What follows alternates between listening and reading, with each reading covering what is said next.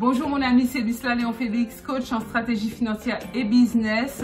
Je te souhaite la bienvenue sur ma chaîne. Ici, je parle entrepreneuriat, business, développement personnel, stratégie financière. Donc, si l'une de ces thématiques t'intéresse, je t'invite chaleureusement à t'abonner à la chaîne.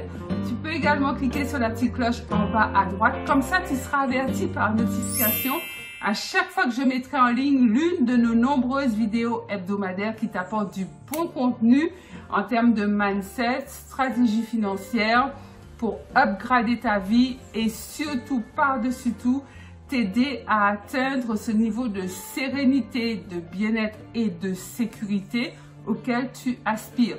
Deuxième chose, va en barre de description, tu verras un lien, clique dessus. Il s'agit d'un tout petit questionnaire facile et rapide à remplir.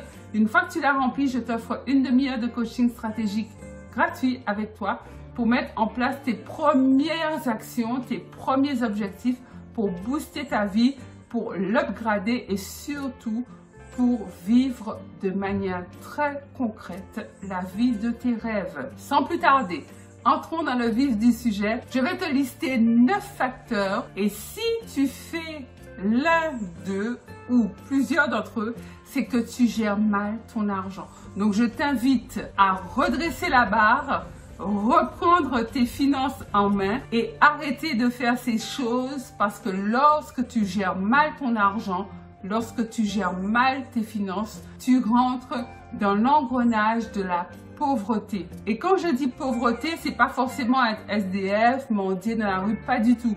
Mais c'est être dans ce système de la rat race en fait. C'est-à-dire que tu cours après l'argent, tu cours de paye en paye sans avoir l'impression de t'en sortir, sans avoir l'impression de vivre une vie entre guillemets intéressante ou du moins une vie telle que tu veux la vivre.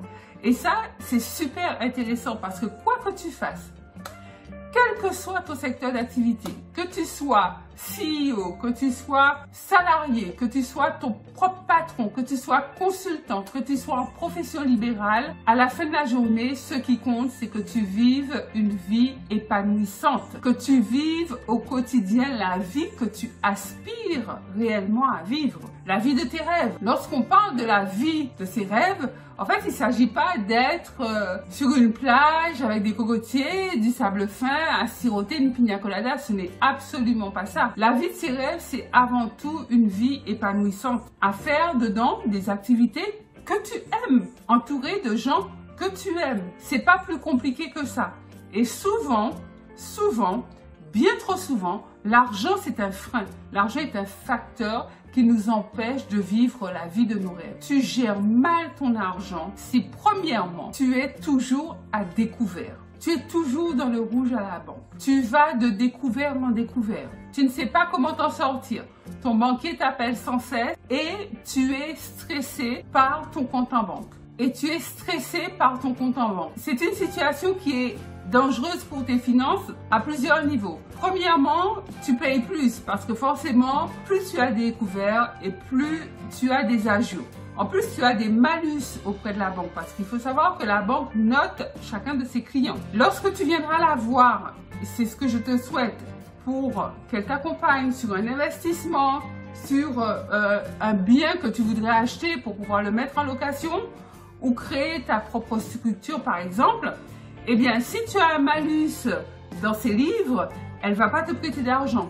Parce qu'elle va se dire, ah là là, mais elle ou lui, non, le risque est trop grand, hein, il ne va pas me rembourser mon argent. Fais attention à ça, mon ami de grâce. Gère ton argent correctement et fais en sorte de vivre en dessous de tes revenus, normalement.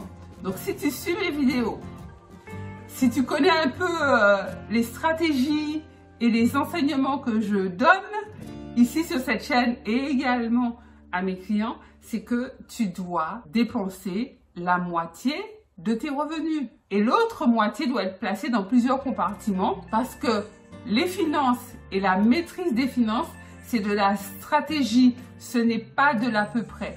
Donc je t'encourage à vivre en dessous de tes moyens, en dessous, même pas au même niveau, hein, en dessous de tes moyens. Dépense moins que ce que tu gagnes Et petit à petit, tu vas rembourser ce découvert et tu vas arrêter d'avoir des agios et des malus auprès de ta banque.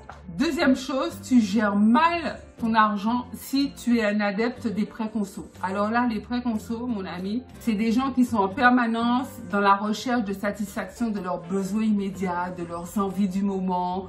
En fait, c'est comme un enfant qui veut une glace ou qui veut un bonbon. Il lui faut tout de suite. Il y a certains adultes qui sont comme ça également. C'est un piège. En fait, les crédits conso, pour moi, c'est un piège, c'est un attrape-nigo parce que lorsque tu veux te faire plaisir, et c'est très légitime, c'est ton droit. En fait, on n'arrive pas sur terre, on ne travaille pas que pour payer des factures et payer des impôts. Tu dois te faire plaisir, c'est sûr, mais pas n'importe comment et pas à n'importe quel prix. C'est-à-dire que si tu veux t'acheter le téléviseur dernier cri, dernier modèle, tu vas d'abord économiser l'argent et une fois que tu auras l'argent, tu iras te l'acheter. C'est pas je me réveille un matin, je veux un nouveau téléviseur, je cours chez But Darty ou je ne sais trop où, je fais un crédit conso avec leur carte à la noix et ensuite je m'offre mon téléviseur, je suis rentrée dans le magasin, je ressors avec mon téléviseur qu'en fait j'ai pas payé. J'ai pas payé. Un téléviseur qui vaut peut-être 1000 €, je vais rembourser 50 € par mois.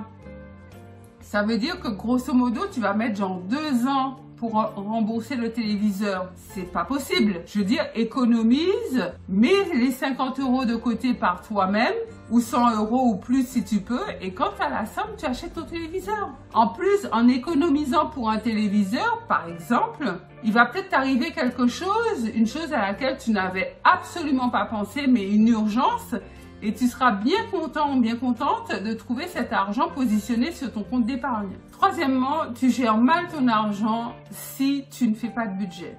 Établir un budget est incontournable. Pour pouvoir établir un budget, tu dois connaître de manière très détaillée tes dépenses, parce que généralement, on a quand même beaucoup plus de dépenses que de rentrées d'argent. Tu dois connaître toutes tes dépenses et le montant de chacune de ces dépenses. Crèche, école, crédit, voiture, loyer, impôts, courses, toutes les dépenses. Eau, électricité, téléphone portable, enfin bref, toutes les dépenses. Tu dois les lister, voir de manière très précise combien sort de ton compte tous les mois. Également, lister tes entrées d'argent, donc salaire, allocation familiale. Si tu es au chômage, allocation chômage, peu importe, mais tes entrées d'argent à côté. Et faire en sorte que tes dépenses soient nettement inférieures à tes entrées d'argent. Alors moi, je dis 50%, mais je sais très bien que dépendamment d'où tu pars au jour d'aujourd'hui, 50% c'est juste énorme comme challenge à relever. Si je gagne par exemple 1500 € ou 2000 €, de se dire que toutes mes dépenses doivent s'élever à 1000 €, loyer compris, impôts compris. Ça peut être un gros challenge. Donc c'est pour ça que je te dis, fais en sorte que tes dépenses soient nettement, peut-être pas à hauteur de 50%, mais nettement inférieure à tes entrées d'argent. Quatrièmement, tu gères mal ton argent si tu n'as pas sécurisé tes finances. Qu'est-ce que j'entends par sécuriser ses finances? C'est investir dans des secteurs qui vont te rapporter de l'argent. Ça peut être la bourse, ça peut être l'immobilier, ça peut être la création d'entreprise, ça peut être également un business en ligne. Enfin, toutes sortes d'investissements rentables qui te génèrent de l'argent te permettent de sécuriser tes finances. Pour ça, forme-toi et si tu as besoin de mes conseils, n'hésite pas à me laisser un commentaire sous cette vidéo ou à me contacter par mail.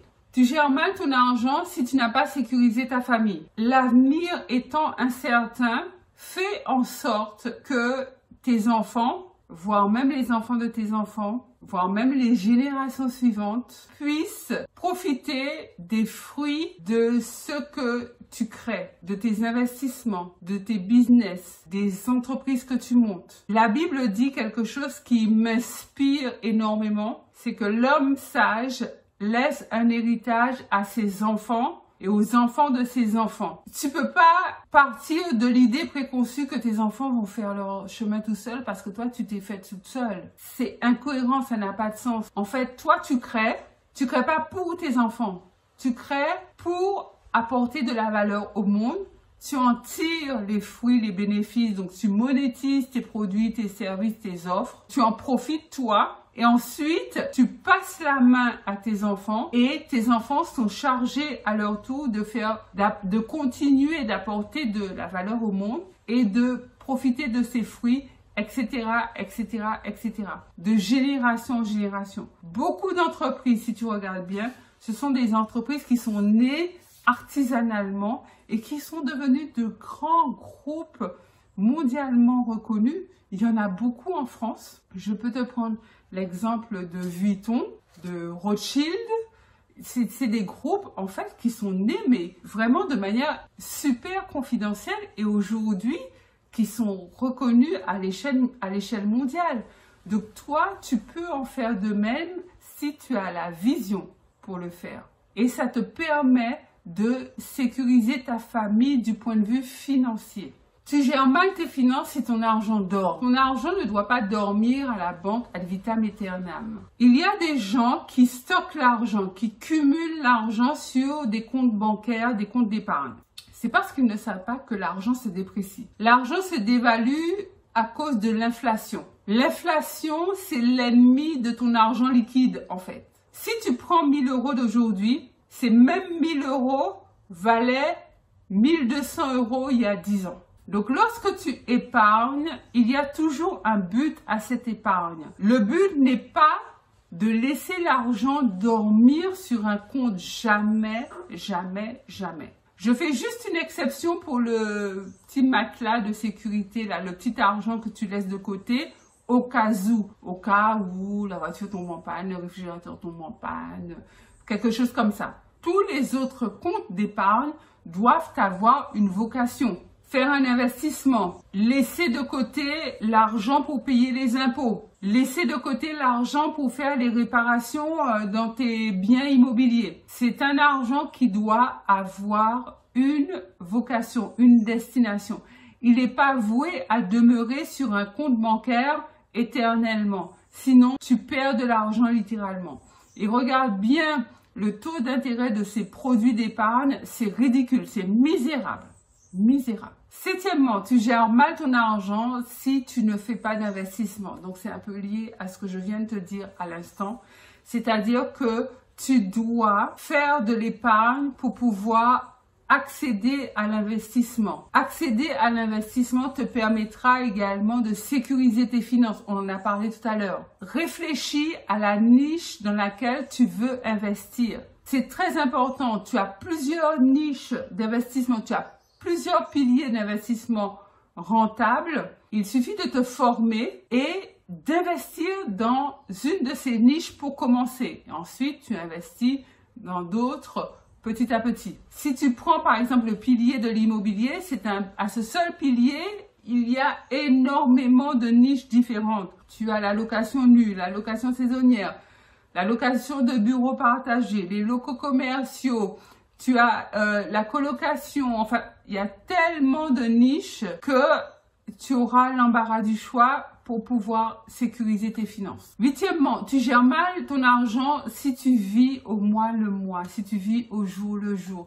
si tu n'as pas de visibilité, si tu ne te projettes pas par rapport à ton argent. Je te disais tout à l'heure, tu sais, la gestion financière, c'est de la stratégie en fait, c'est pas de l'à peu près. Ton salaire entre, tu le dépenses. Il n'y a pas de stratégie, tu ne peux pas avoir de visibilité. Ton salaire entre, oui, tu as des charges, tu as des obligations, tu as des dépenses incompressibles, mais tu dois les connaître et elles ne doivent pas constituer l'ensemble de la hauteur de ton salaire. C'est pas possible.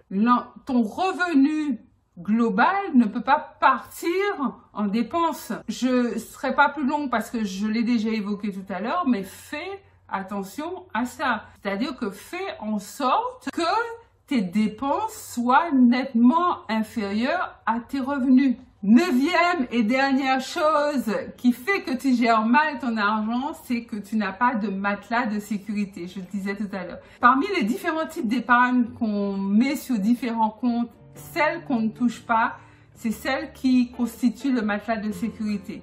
Donc sur le compte au cas où. au cas où il t'arrive une tuile, un impondérable, quelque chose que tu n'avais pas prévu, ton réfrigérateur tombe en panne ou la machine à laver tombe en panne ou tu dois changer quelque chose à la maison, le chauffe-eau est tombé en panne. Bref, tu sais que tu as cet argent de côté et il est disponible pour que tu puisses faire face à cette difficulté passagère. Voilà mon ami, je t'ai donné 9 pistes qui te montrent que tu gères mal ton argent si tu fais ça. J'espère que ça t'aura instruit, que ça t'aura édifié. Dis-moi en commentaire ce que tu en penses. Laquelle de ces choses, de ces dysfonctionnements fait en sorte que tu gères mal ton argent. Je me ferai un plaisir de te lire et de te répondre. Pense à liker cette vidéo, un gros pouce bleu, à la partager massivement tout autour de toi de manière à ce que l'information parvienne au plus grand nombre et que notre belle famille, notre communauté puisse grandir et tu dois faire partie de cette communauté. Donc abonne-toi maintenant si ce n'est déjà fait. C'est Lucilla Léon Félix, coach en stratégie financière et business. Je te dis à très vite pour une nouvelle vidéo.